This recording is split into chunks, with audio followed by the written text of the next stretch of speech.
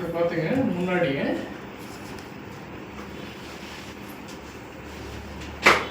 இது பின்பக்கமும் முன்பக்கமும் பின்பக்கமும் தள்ளிக்கலாம். அது மாதிரி வேணுங்கிற பொசிஷனும் வச்சுக்கலாம். கையை லாக்கு கொடுக்கணும். இந்த கால் ரெஸ்ட் எடுக்கிறதுக்கு இந்த பகுதி நான் 360 நான் சுற்றிக்கணும் அப்படின்னா அது அவங்க சுற்றிக்கலாம். ஸ்மூத்தாக போகுது மற்ற சேரை விட. Okay sir. இது வேண்டாம் எனக்கு நார்மலாகவே இருக்கட்டும் அப்படின்னா உள்ளே தள்ளிட்டு நார்மல் சேராகவே நான் சுற்றிக்கலாம், யூஸ் பண்ணிக்கலாம். அப்போ ஹைட் அட்ஜஸ்ட்மெண்ட்டு எனக்கு ஹைட்டு கம்மியாக வேணும், உட்காந்துட்டு பண்ணணும். ஹைட் இன்க்ரீஸ் பண்ணோம் அப்படின்றதுக்குள்ள எழுந்துட்டு பண்ணணும். எழுந்துட்டு லெவல் பிடிச்சி தூக்கினா மேலே வைக்கலாம். இதில் இருக்கிற ஃபெசிலிட்டிஸ் அவ்வளோதான். இதில் அட்வான்ஸாக என்ன இருக்குது அப்படின்னா அந்த ஸ்ப்ரிங் தான். ஸ்ப்ரிங் ஃபெசிலிட்டிஸ் தெரியுது. அது ஸ்மூத்தாக இருக்கும், மற்றதை விட ஹார்டாக இல்லாமல். இதுதான் அதில் இருக்கிற காசுக்கு ஏற்ற ஃபெசிலிட்டிஸ். இது ஹெட் ரெஸ்ட்டு இதுக்குள்ளேயே ஹெட்டு வந்து அடங்கிறதுனால அது அவசியப்படலை.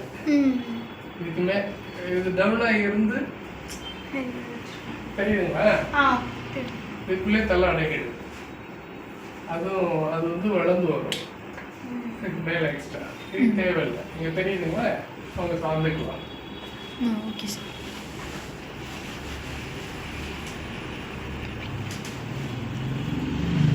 இந்த மாதிரி எல்லாம் இருக்கிறது. ஓகேவா? Okay sir. இதை இன்க்ரீஸ் பண்ணுறதுக்கு இது ஆப்ஷன் இருக்கான்னு பார்த்துக்கலாம்.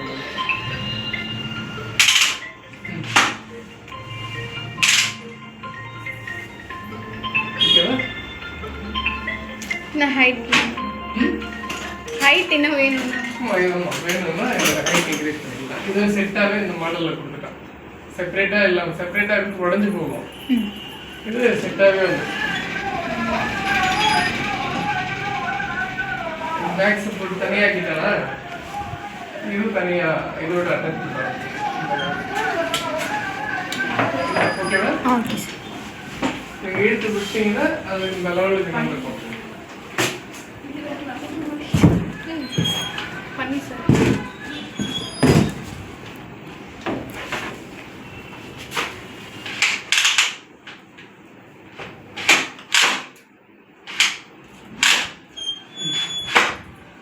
வேணுங்கிற அளவுக்கு அவங்க தைக்கலாம்.